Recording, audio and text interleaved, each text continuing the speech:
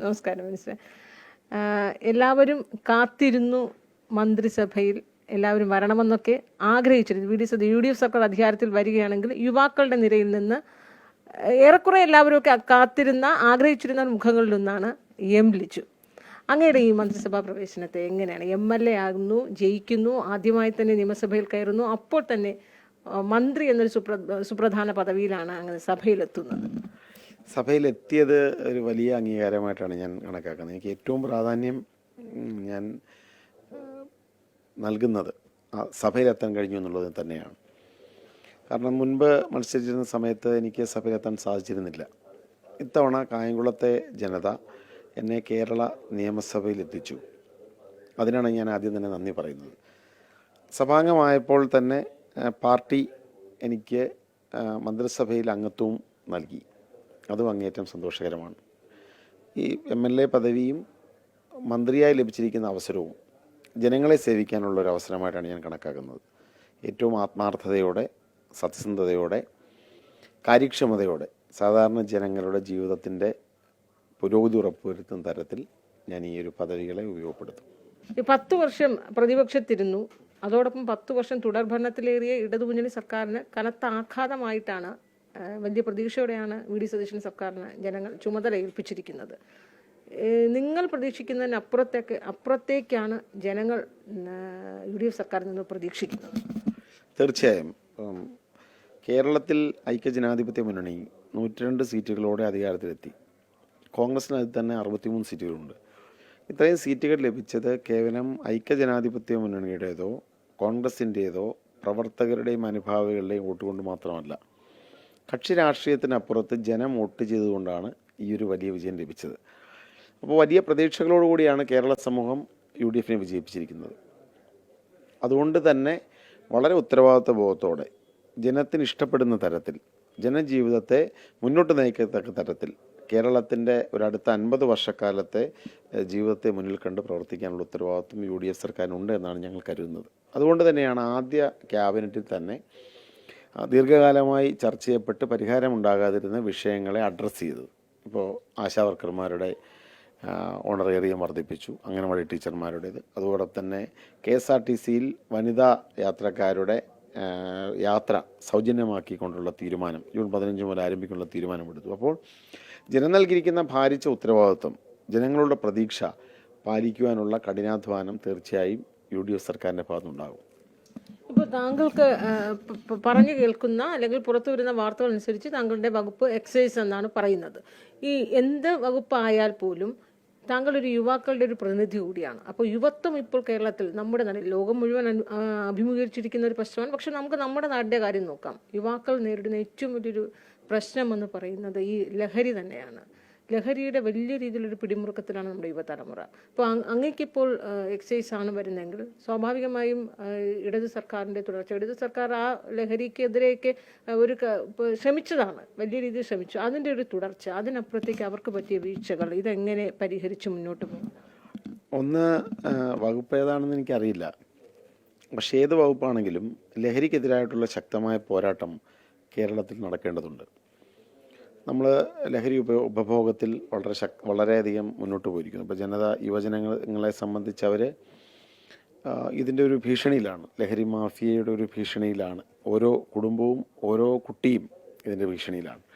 അപ്പോൾ അതിന് ശക്തമായ ബോധവൽക്കരണം ആവശ്യമാണ്, ശക്തമായ നിയമ നടപടികൾ ആവശ്യമാണ്. അതോടൊപ്പം തന്നെ സമൂഹത്തിൻ്റെ വലിയ പങ്കാളിത്തവും.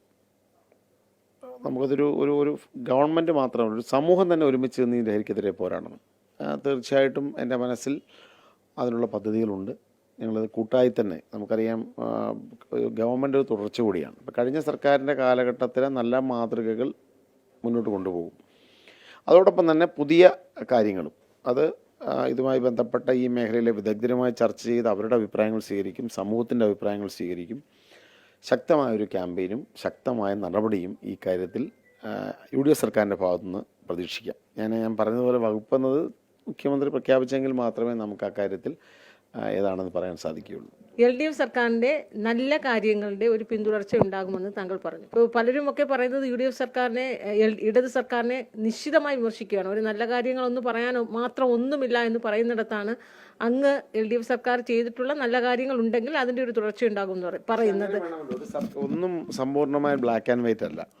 ഒരു ഗവൺമെൻറ് ഇപ്പോൾ LDF സർക്കാരിൻ്റെ ഭരണം മോശമായതുകൊണ്ടും അവരുടെ പ്രവർത്തനങ്ങൾ ജനങ്ങൾക്കിടയിൽ പോസിറ്റീവ് റിസൾട്ട് ഉണ്ടാക്കാത്തത് കൊണ്ടുമാണ് തീർച്ചയായും ഭരണത്തിന് ചേഞ്ച് ഉണ്ടായത്. പക്ഷേ ഇത്രയാണെങ്കിലും ഏതെങ്കിലുമൊക്കെ നല്ല മാതൃകകൾ ഉണ്ട് എന്നുള്ള കാര്യത്തിൽ ഒരു സംശയവും വേണ്ട. അല്ലാതെ ഒരു സർക്കാരും സമ്പൂർണ്ണമായി ബ്ലാക്ക് ആവില്ല, അല്ലെങ്കിൽ ബ്ലാക്ക് എന്നുള്ള പ്രയോഗം തന്നെ എനിക്ക് തോന്നുന്നത് പൊളിറ്റിക്കലി കറക്റ്റ് അല്ല. ഒരു സർക്കാരും പൂർണ്ണമായി തെറ്റാവില്ല, അതിൽ ശരികളുണ്ടാവും. അപ്പോൾ അത് കൃത്യമായി ഇപ്പോൾ എനിക്ക് തരുന്ന വകുപ്പിനെ കുറിച്ച് സ്വാഭാവികമായി ആദ്യ ദിവസം തന്നെ എടുത്തിയാടി അത് ചെയ്യും എന്ന് പറയുന്നതിനൊന്നും അർത്ഥമില്ല. എനിക്ക് ലഭിക്കുന്ന വകുപ്പ് ഏതാണെങ്കിലും ആ വകുപ്പിൽ മുൻകാല പ്രവർത്തനങ്ങളെക്കുറിച്ച് ആഴത്തിൽ പഠിക്കും. നിലവിലുള്ള സാധ്യതകൾ, വെല്ലുവിളികൾ ഇതെല്ലാം തന്നെ മനസ്സിലാകും. അപ്പോൾ അതിലെ നല്ല മാതൃകകൾ കൃത്യമായി പിന്തുടരുകയും മാറ്റേണ്ടതിന് മാറ്റം ഉണ്ടാക്കുകയും ചെയ്യും.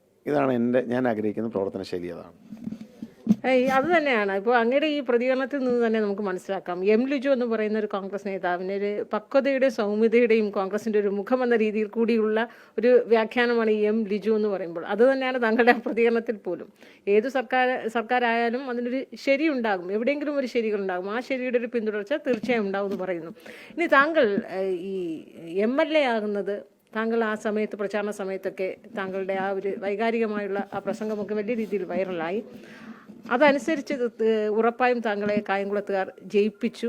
എന്തുകൊണ്ടാണ് മുമ്പ് മത്സരിച്ച 3 തവണയും പരാജയപ്പെട്ടു പോയതിൻ്റെ കാരണങ്ങളൊക്കെ നമുക്കറിയാം. അത് താങ്കളുടേതല്ല. ഏതൊക്കെ മണ്ഡലങ്ങൾ എന്തായിരുന്നു ആ സമയത്തുണ്ടായ അടിയൊഴുക്കുകളൊക്കെ കൃത്യമായി നമുക്കറിയാം.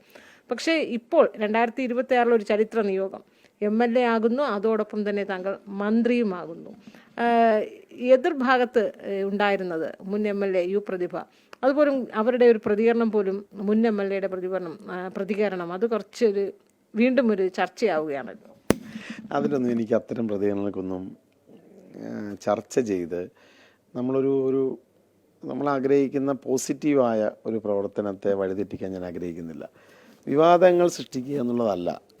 അനാവശ്യമായ വിവാദങ്ങളിൽ ഞാൻ കക്ഷിയേണ്ട കാര്യമില്ലല്ലോ. അവരവരുടെ അഭിപ്രായം പറഞ്ഞു.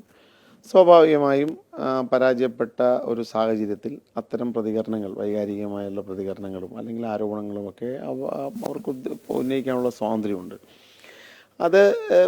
അത് ശരിയാണോന്ന് അവർക്ക് വിശ്വസിക്കാം. പക്ഷേ എന്താണെന്നുള്ളത് നമുക്കൊരു സാമാന്യ പോലെ തന്നെ നമുക്ക് ചിന്തിക്കാമല്ലോ. ഇപ്പോൾ ഞാൻ തെരഞ്ഞെടുപ്പിൽ മത്സരിച്ച സമയത്ത് വൈകാരികമായി തന്നെ ജനങ്ങളോട് അഭ്യർത്ഥിച്ചു, എനിക്കൊരു അവസരം നൽകണമെന്ന് അഭ്യർത്ഥിച്ചു.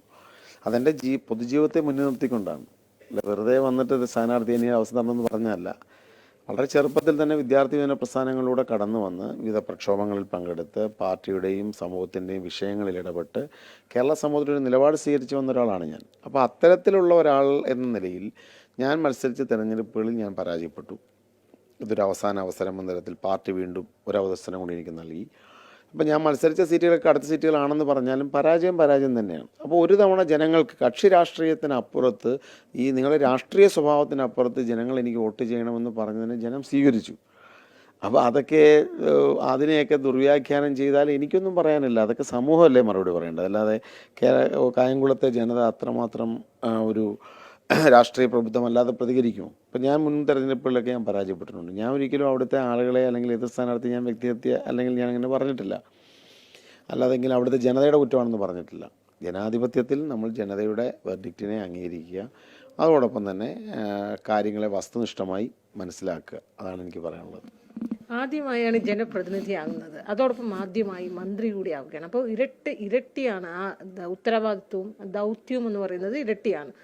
അപ്പോൾ എന്തായാലും അങ്ങ് ഒരു ഭരണകർത്താവെന്ന നിലയിൽ അങ്ങ് എന്താണ് ആദ്യമായി, അല്ലെങ്കിൽ അങ്ങക്ക് ഉറപ്പായ ഒരു വിഷൻ ഉണ്ടാകുമല്ലോ. അങ്ങ് ഇത്രയേറെ വർഷത്തെ ആ ഒരു പ്രവർത്തന പരിചയം, പൊതുപ്രവർത്തന രംഗത്തെ പരിചയമൊക്കെ വെച്ച് അങ്ങ് ആദ്യമായി ഭരണത്തിലേറി അങ്ങ് ഒരു മന്ത്രിയൊക്കെ ആകുമ്പോൾ ഉണ്ടാകുന്ന ഒരു കാഴ്ചപ്പാടുണ്ടാകുമല്ലോ. അപ്പോൾ ആദ്യം ചെയ്യാൻ ഉദ്ദേശിക്കുന്നത് അങ്ങനെ എന്തെങ്കിലും അതിനെക്കുറിച്ചൊക്കെ ചിന്തിച്ച് തുടങ്ങി? അങ്ങനെയല്ലേ, നമുക്കിപ്പോൾ നമ്മളൊരു കാര്യം നമുക്ക് ലോങ് ടൈമാണ് നമുക്ക് കാര്യങ്ങൾ ചെയ്യേണ്ടത്.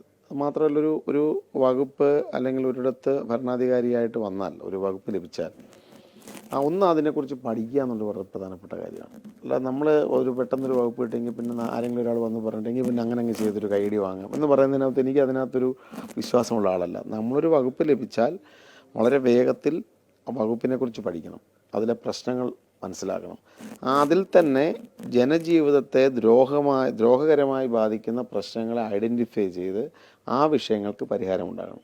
അതോടൊപ്പം തന്നെ ദീർഘകാലാടിസ്ഥാനത്തിൽ സമൂഹത്തിന് പ്രയോജനപ്പെടുന്ന തീരുമാനങ്ങൾ എടുക്കണം, നാടിൻ്റെ വളർച്ചയ്ക്ക് പ്രയോജനപ്പെടുന്ന തീരുമാനങ്ങൾ എടുക്കണം. അങ്ങനെയാണ് ഞാൻ ആഗ്രഹിക്കുന്നത്. അതല്ല നമ്മളിപ്പോൾ ഒരു പ്രത്യേകിച്ച് ഞാൻ ഇന്ന ചെയ്യുമെന്ന് പറയുന്നതിന് അർത്ഥമില്ല. ഇപ്പം ദീർഘകാലത്തെ പൊതുപ്രവർത്തനം കൊണ്ട് വിവിധ വിഷയങ്ങളിൽ ഉള്ള ദോഷകരമായ കാര്യങ്ങളെക്കുറിച്ച് എനിക്കൊരു ധാരണയുണ്ട്. പക്ഷെ അത് നമ്മൾ ചെയ്യണമെന്ന് പറഞ്ഞാൽ അതേ വകുപ്പ് തന്നെ ലഭിക്കണമെന്ന് നിർബന്ധമില്ലല്ലോ. ഇപ്പോൾ നിർബന്ധമില്ല. അപ്പം ഏതാണോ ലഭിക്കുന്നത് അതിൽ എൻ്റെ ധാരണകൾക്കനുസരിച്ച് കൃത്യമായി ആദ്യം പരിഹരിക്കേണ്ട വിഷയങ്ങൾ പരിഹരിക്കാനും വിഷയത്തെ ആഴത്തിൽ പഠിച്ച് കൂടുതൽ ആഴത്തിലുള്ള സമീപനം സ്വീകരിക്കുക, അതാണ് ഞാൻ ആഗ്രഹിക്കുന്ന കാര്യം. സഭയിൽ ആദ്യമായി മന്ത്രിയൊക്കെ ആകുമ്പോൾ സഭയിൽ എങ്ങനെ എന്നതിനെ കുറിച്ചോ അല്ലെങ്കിൽ പ്രതിപക്ഷത്തെ നേരിട്ട് ഫ്ലോറിൽ അഭിമുഖീകരിക്കേണ്ടി വരുന്ന സമയത്തൊക്കെ ഉള്ളത് അത് ആദ്യത്തെ അനുഭവമാണ്. അപ്പോൾ അത്തരത്തിൽ ഒരു മന്ത്രി കൂടിയാണ്, പ്രത്യേകിച്ച് ഒരു ഉത്തരവാദപ്പെട്ട പദവിയൊക്കെ കിട്ടുകയാണെങ്കിൽ, വകുപ്പ് ആ ഉത്തരവാദിത്തപ്പെട്ട ഏറ്റവും കീ പോസ്റ്റിലുള്ള വകുപ്പൊക്കെ ആണെങ്കിൽ അത് കുറച്ച് അങ്ങനെ അതിനെക്കുറിച്ച് ചിന്തിക്കുന്നുണ്ടോ? തീർച്ചയായും ഞാൻ ആഗ്രഹിക്കുന്ന ഒരു കാര്യം നമ്മൾ നിരീക്ഷിക്കുക എന്ന് തന്നെയാണ്. ഒന്ന് പഠിക്കുക, നിരീക്ഷിക്കുക. നമ്മൾ സഭയെക്കുറിച്ച് പഠിക്കുമ്പോൾ തീർച്ചയായിട്ടും സഭാംഗം വെച്ച് പുലർത്തേണ്ട നിയമപരമായ കാര്യങ്ങൾ, അത് പ്രൊസീജിയറൊക്കെ തന്നെ ലഭ്യമാണല്ലോ, നമുക്കത് പഠിക്കേണ്ടതുണ്ട്. സഭയിൽ വെച്ച് പുലർത്തേണ്ട മര്യാദകൾ, സഭാ ചട്ടങ്ങൾ, ഇതൊക്കെ തന്നെ ആഴത്തിൽ പഠിക്കേണ്ടതുണ്ട്. പക്ഷേ ഈ പഠനത്തിൻ്റെ അപ്പുറത്ത് നമുക്ക് സഭാ നടപടികളും നിരീക്ഷിക്കേണ്ടതുണ്ട്. വളരെ സീനിയറായ ആളുകളെയൊക്കെ അവരെങ്ങനെയാണ് സഭയിൽ പെരുമാറുന്നത്, ഇക്കാര്യങ്ങളൊക്കെ ഒബ്സർവ് ചെയ്യാൻ തന്നെയാണ് ആദ്യം തീരുമാനിച്ചിരിക്കുന്നത്. ഒരു മന്ത്രി എന്ന നിലയിൽ മുതിർന്ന അംഗങ്ങളുടെ അഭിപ്രായം തീർച്ചയായും സ്വീകരിക്കും, അവരോട് സംസാരിക്കും, എങ്ങനെയൊക്കെയാണ് കാര്യങ്ങൾ ചെയ്യേണ്ടതിനെക്കുറിച്ച് മനസ്സിലാക്കും. അപ്പോൾ വിഷയത്തെ ആഴത്തിൽ പഠിക്കുമ്പോൾ മനസ്സിലാക്കാൻ, മറുപടി പറയാൻ സാധിക്കുമെന്നാണ് ഞാൻ കരുതുന്നത്. അപ്പോൾ മറ്റ് രാഷ്ട്രീയ പാർട്ടിയിൽ തന്നെയുള്ള സീനിയറായ ആളുകളുമായിട്ടും UDF ആളുകളുമായിട്ടും ഒക്കെ സംസാരിക്കുമ്പോൾ സഭയിൽ പെരുമാറാൻ സാധിക്കുമെന്ന് ഒരു ധാരണ ലഭിക്കുമെന്നാണ് ഞാൻ കരുതുന്നത്. പക്ഷേ എടുത്തയാടിയുള്ള ഒരു പ്രതികരണത്തിന് ഞാനില്ല. അത് ഇപ്പം നിലവിൽ അറിയില്ല എന്നുള്ള യാഥാർത്ഥ്യം, അല്ലെങ്കിൽ നിലവിൽ അറിവിന് പരിമിതികളുണ്ട് എന്നുള്ള യാഥാർത്ഥ്യം അംഗീകരിച്ചുകൊണ്ട് മാത്രമേ സഭയിലാകട്ടെ മന്ത്രിസഭയിലാകട്ടെ ഇടപെടാൻ സാധിക്കുകയുള്ളൂ. ഇത്രയും നാൾ ഒരു കോൺഗ്രസ് പ്രവർത്തകനായിരുന്നത് പോലല്ലോ ഇനിയിപ്പോൾ പാർലമെന്ററി രംഗത്തേക്ക് വലിയൊരു പദവിയിലൊക്കെ വരുമ്പോൾ ഈ സോഷ്യൽ മീഡിയയുടെ കാലം കൂടിയാണ്. അതുകൊണ്ട് തന്നെ നമ്മുടെ ഓരോ മൂവ്മെൻറ്റും ഒപ്പിയെടുക്കുന്ന, നമ്മളെ വളർത്തുകയും താഴ്ത്തുകയും ഒക്കെ ചെയ്യുന്ന ഒരു ഡിജിറ്റൽ കാലഘട്ടത്താണ് നമ്മൾ ജീവിക്കുന്നത്. അപ്പോൾ കുറച്ചുകൂടി കരുതലോടുകൂടി മുന്നോട്ട് പോകേണ്ടി വരും. അപ്പോൾ അതിൻ്റെ ഒരു പഠനമൊക്കെ നടത്തുന്നുണ്ടോ? തീർച്ചയായിട്ടും നമുക്ക് അനുഭവങ്ങളുണ്ടല്ലോ. ഇപ്പം നമ്മളിപ്പോൾ പറയുന്ന കാര്യങ്ങൾ ഇപ്പോൾ പൂർണ്ണമായും പലപ്പോഴും സന്ദർഭത്തിൽ നിന്ന് അടർത്തി മാറ്റിയൊക്കെ തന്നെ പ്രചരിപ്പിക്കാൻ പറ്റും. അപ്പം നമ്മൾ സംഭാഷണം ഒരു തുടർച്ചയായിട്ട് വരുമ്പോൾ ഒരു ഭാഗം വേണമെങ്കിൽ കട്ട് ചെയ്തിട്ട് ഒരു ഭാഗം കുറച്ച് മോശമായി നമ്മൾ ആണെങ്കിൽ ദുർവ്യാഖ്യാനം ചെയ്യാൻ സാധിക്കും. അപ്പോൾ അതുകൊണ്ട് തന്നെ സംഭാഷണം കൂടുതൽ ജാഗ്രത പുലർത്തുകയും സമചിത്തതയോടെ ആകണം എന്നുള്ള ഒരു തിരിച്ചറിവ് എനിക്കുണ്ട്.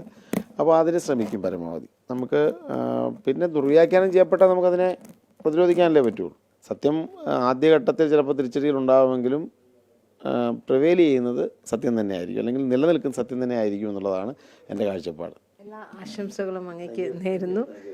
അതുതന്നെയാണ് സമചിത്തതയോടെ, ജാഗ്രതയോടെ, കരുതലോടെ, ഒപ്പം ദീർഘവീക്ഷണത്തോടെ, സൂക്ഷ്മതയോടെ ഭരിക്കുക, മുന്നോട്ട് പോവുക. അതുതന്നെയാണ് പാർട്ടിയുടെ യുവമുഖവും രാഷ്ട്രീയത്തിൽ പരിചയസമ്പന്നനുമൊക്കെയായ സൗമ്യനും പക്വതയുമുള്ള മന്ത്രി എം ലിജു പറഞ്ഞു വെക്കുന്നത്. അബ്രഹാമിനൊപ്പം അൻഫിൽ ഡിസൂസ, അമൃത ന്യൂസ്.